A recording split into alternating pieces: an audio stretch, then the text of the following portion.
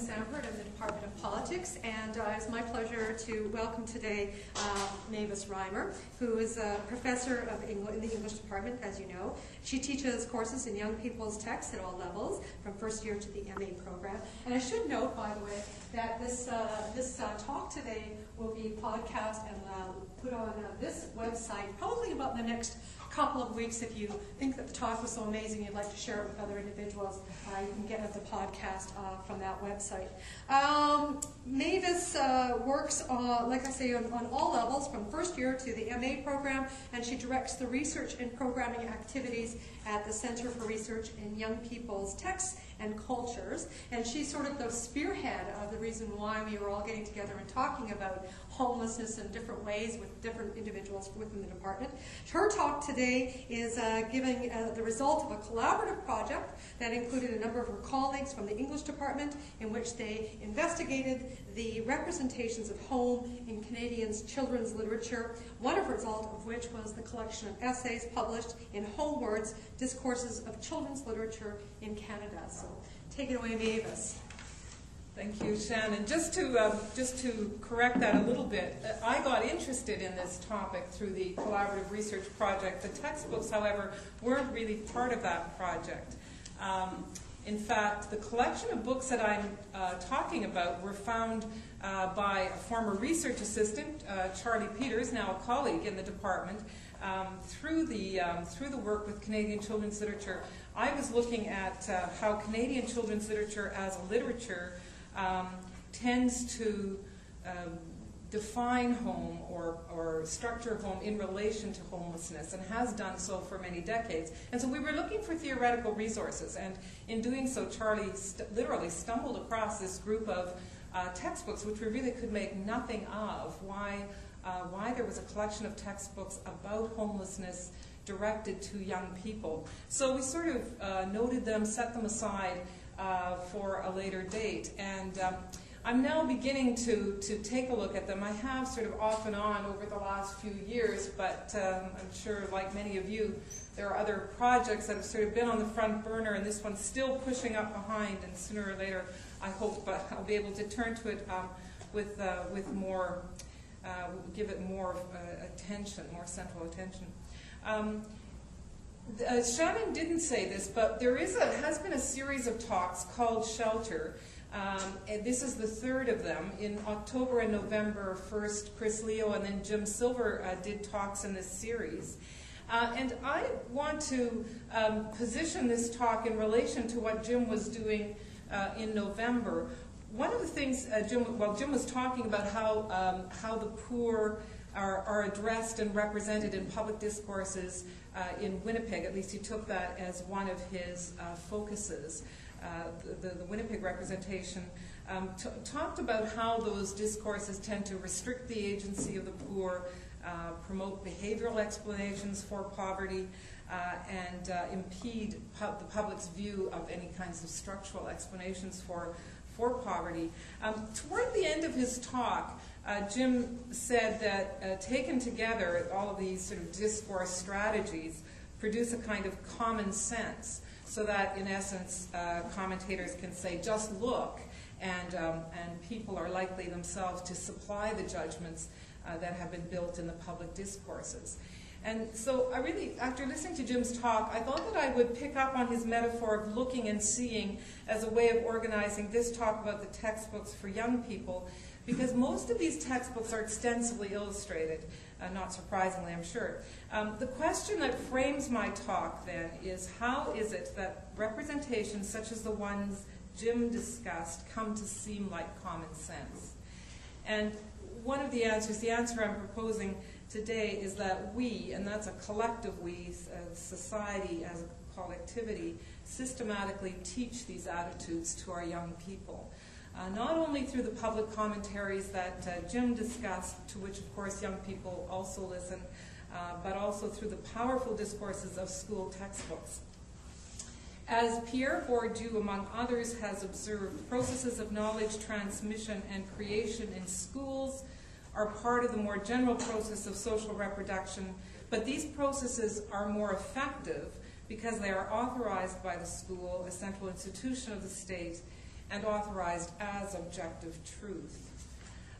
So I said a little bit already about the corpus of books that I'm discussing, and I will say a little bit more about them. I have, after Charlie found the small group of them, and we said, what are these about?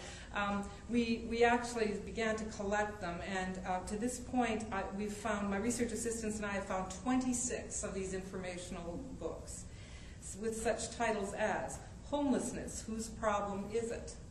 Why Do People Live on the Streets? The Homeless, Distinguishing Between Fact and Fiction, Lives Turned Upside Down, and Homeless Children, among others. Clearly, these are designed to be used in primary and secondary school classrooms. I say clearly, but I should make it perhaps a little more explicit than that. I've based these conclusions on the paratextual material of the textbooks. In some cases, the divisions of the presses that publish them, things like the titles of the series in which they appear. The most obvious is perhaps something like Quality Nonfiction for Libraries and Classrooms. Sometimes notes for teachers, sometimes the blurbs on the covers will say this is a curriculum consultant. I'm sort of making something of this because it did, the thing that I couldn't do is I couldn't go to the publishers and simply ask for copies of the books and for information. They wouldn't give me any, and in many cases these books actually don't appear on publishers' websites because they seem to be in divisions that are textbook divisions which are actually not always visible to if you go onto their websites and to their catalogs. So I don't know a lot what to make of that, and it's clear to me though that one of the things I will have to do more work on is just figuring out publication and distribution systems for textbooks when I take up this project more fully. Most of the books were published in the United States, not surprisingly, several in the UK, one in Australia. None of the books list Canada as a primary place of publication, but several of the American publishers obviously are multinational companies with branch plants in Toronto. The span of the dates of the first publication is from 1988 to 2008, with the bulk of them grouped in the mid-1990s. Many have been published in further editions after the first one, although, interestingly again, this is not always acknowledged either in the books or in the promotional material for them. I've been purchasing these books online through Abe Books, the online used bookstore, and I've ordered others through interlibrary loan. And one of the advantages, actually, to accessing the books in this way I've found is that it does become possible to figure out something about the distribution of this material simply when you have the material objects in your hands, because they are, if they've been discarded from libraries, they are stamped, right? And I can see where they've come from, or if they come through an interlibrary loan, I have some sense of how far they've traveled. So at this point, the various copies I've seen have come from public libraries and school libraries right across North America, Canada, and the United States. So they do circulate widely. They are, as I say, the ones I've bought are mostly discards from public and school libraries, and I don't know why they've been discarded, but possibly because many of the books have gone into subsequent editions, and so perhaps some libraries that still have funds to purchase materials are actually replacing them. It is, again, difficult to say. So I have to give you that kind of a framework. The actual distribution of these books is, I think, a big piece of the puzzle that I would like to do more work on. I should also say at the beginning of this presentation that what I'm trying to do is to establish a baseline of what these books do. So I want to talk about how the books as a group produce and then teach a common sense about homelessness and homeless people. And I thought that in order to do this in the fairly short time I have, I would, rather than analyze a few images in relation to specific contexts, I would simply give you a lot of images, and they're just going to cycle through as I'm talking. It seemed to me that that would allow me just to report some of my conclusions and speculations, and then you could, if you look at those images as I talk, to some extent I'm hoping that what you'll be able to do is actually see what I'm talking about, and then also possibly test the extent to which what I'm saying seems to you to be true. Because, and I think I decided it was a good format for this presentation because it's certainly part of my argument that it's the repetition or reiteration of these images, both verbal and visual, that actually produces the common sense. And then the second question I want to ask, and this obviously is speculative, I do want to ask why we, and I'm putting that we in quotation marks because obviously that consolidated we probably needs to be broken up a bit, but I do want to ask why we teach these attitudes to young people. What functions, in other words, do the discourses about homelessness serve in our culture? Okay, so we'll get this started and I'll talk, and this will give you something to do as I talk. The time of the publication of these textbooks provides the most obvious historical answer to the question of the function of them. As some of us recall, some of you probably don't, the 1980s were the decade during which several countries of the Anglosphere elected neoconservative governments which cut programs of social assistance, reduced access to public housing, and pared corporate taxes and regulatory structures in the name of global competitiveness. Political programs most notoriously associated with Margaret Thatcher in Britain and Ronald Reagan in the United States, but also in Canada with Brian Mulroney. And I should say that several of the textbooks acknowledge that context for their publication. The problem of homelessness already had begun to make its way into public discourse by the end of the 1970s. According to Christopher Jenks, the terms the homeless and homelessness were themselves popularized at the beginning of the decade of the 80s by two American activists, Robert Hayes and Mitch Snyder, replacing the words vagrant and vagrancy, which had been in common use to that point. But while the problem of the urban unhoused, the principal category to whom the term the homeless was applied, predated Thatcherism and Reaganomics, the political protests against these ruling ideologies were strengthened by association with the campaigns to stem the rise in the numbers of the homeless on urban streets. In this context, the textbooks can be seen as instruments of progressive social purpose, supplying young citizens with the information they need to participate in their societies, the facts about homelessness, the terms of the political debates, and the stories of the individuals who find themselves homeless. Indeed, few of the textbooks repeat the blatant victim blaming that is evident in many of the comic strips and editorial cartoons of the period, according to Maurice Penner and Susan Penner. These are texts in which homelessness often is represented as a choice, they say, a choice not to work, not to stay in school, not to remain married, to abuse addictive substances, and so on. The textbooks more typically point to such opinions only to place them outside the civil discourses in which they explicitly locate themselves. A 1990 textbook entitled The Homeless, for example, asserts this: homeless people lead desperate, lonely, needy lives, and it is unkind to suggest that they are on the streets by choice. In the 1994 Homeless or Hopeless, the issue of homelessness is described as more complex than it appears at first because many factors and sources can contribute, such as mental illness, alcoholism, or drug abuse. The back cover of the wrapper of this book asserts, unlike the other topics in the pro-con series, there is really no pro side to homelessness. No one is for homelessness. But there are contradictions and slippages in these explanations, which reveal that the work of the textbooks is not only informational but also ideological, or perhaps ideological exactly because they claim to be informational, dispensers of facts. Indeed, David Olson has compared the discourse of school textbooks to ritual speech acts.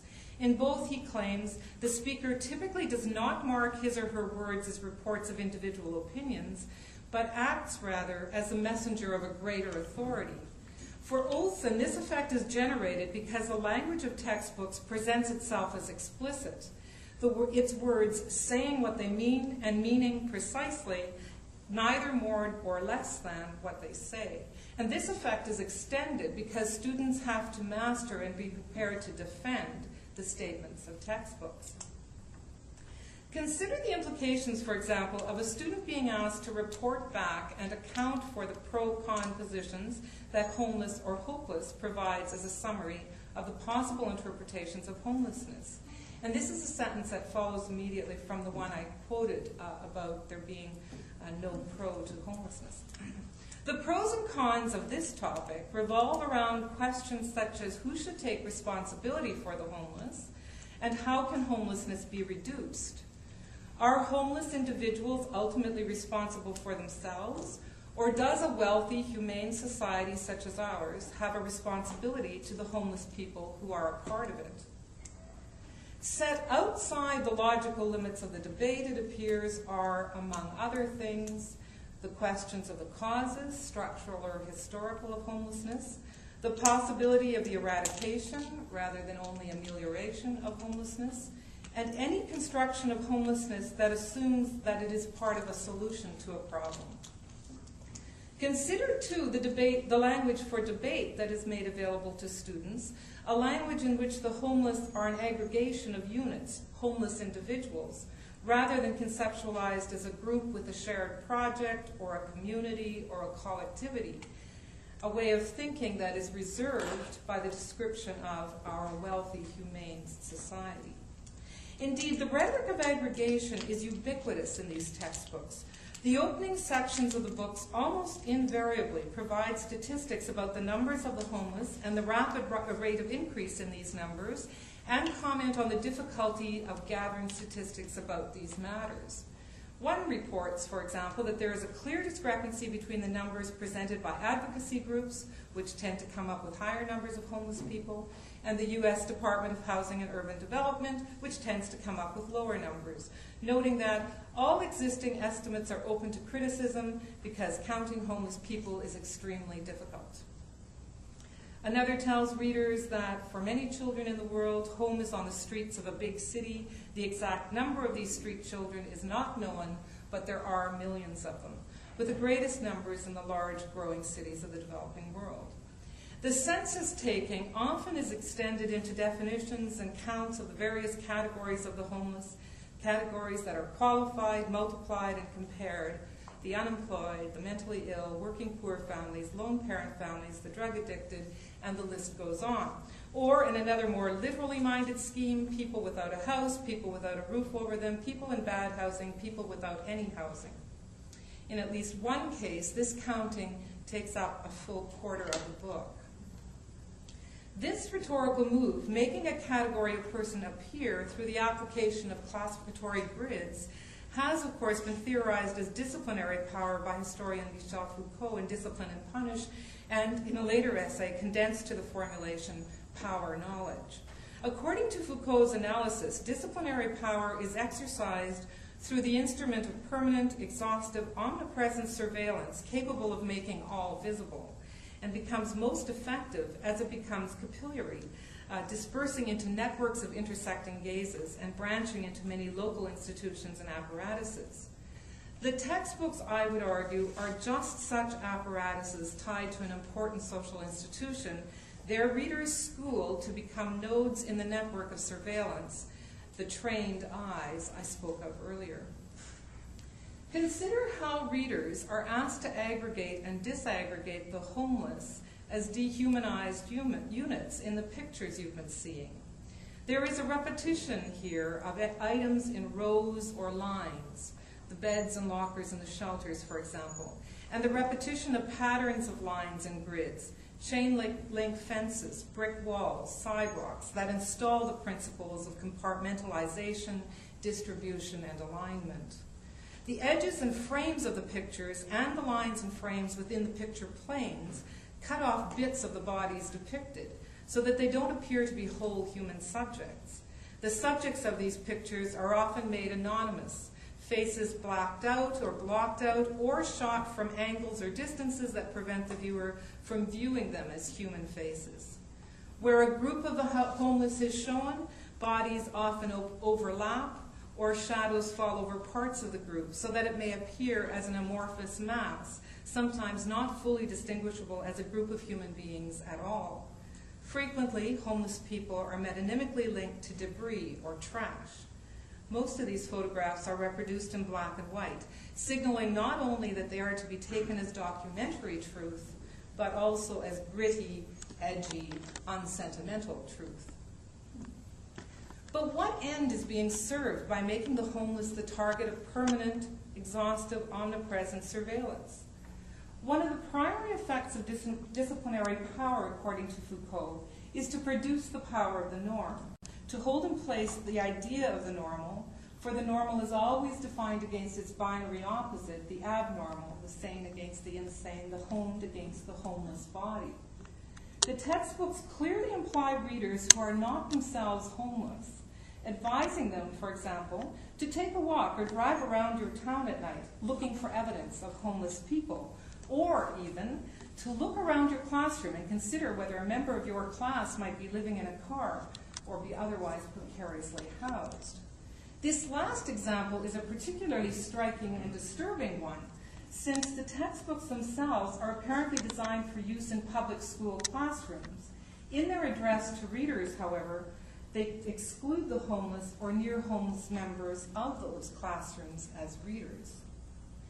Despite their overt alignment with progressive social movements, then, the discourse of the textbooks can be seen to be continuous with what Samira Kawash has called the war on the homeless in the American media, a discourse, she suggests, that works as a mechanism for constituting and securing a public space, establishing the boundaries of inclusion, and producing an abject body against which the proper public body of the citizen can stand. And one of the marks of the proper citizen, it appears from the evidence of these textbooks, is to be able to talk about the problem articulately. Managing the discourse of homelessness itself is a confirmation of the reader's status as a homed, disciplined subject. When I first formulated this speculation, I returned to the textbooks and realized that the statements of objectives in the textbooks can be seen to point rather directly to this purpose. Are you ready to participate in forming the policies of our government? Asks Homeless or Hopeless in its foreword. This pro-con series is designed to explore and examine different points of view on contemporary issues and to help you develop an understanding and appreciation of them. Most importantly, and that's my emphasis, most importantly, it will help you form your own opinions and make your own honest, informed decisions. The title of a series in which one of the textbooks published in the UK appears is called Talking Points. Another from Gloucester Press, with locations in London, New York, Sydney, and Toronto, appears in the Social Issues series, which defines its purpose as helping to broaden young adults' understanding of major social issues. The textbooks, in other words, are not in the first instance about homelessness so much as about producing and dispersing a system of power knowledge to which homelessness is somehow conceptually central. The large number of these books produces the repetition and confirmation regarded to train their young readers. That this is a likely, if unhappy, conclusion is confirmed for me by the repeated emphasis in the textbooks on the newness and the difficulty of the project being undertaken. Over and over, the writers represent themselves as among the first in the field, taking on a new topic or taking a new approach to it, beginning the investigation of a difficult subject, sorting through the shifting numbers and categories, setting out the fundamental terms of what one of the textbooks calls a tough issue. There is little sense that writers are building on previous analysis, such as, for example, the 20-odd other textbooks designed for the same audience, or moving towards action in the world outside the text.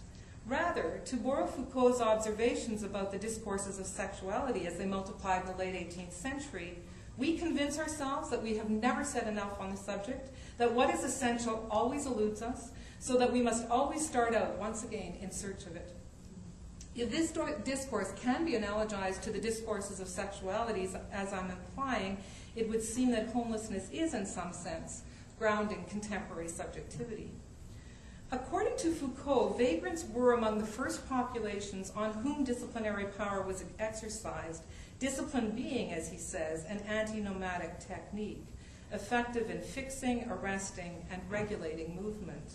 In this context, the reappearance of vagrants now in a prolific and proliferating discourse, albeit under the new name of the homeless, seems significant.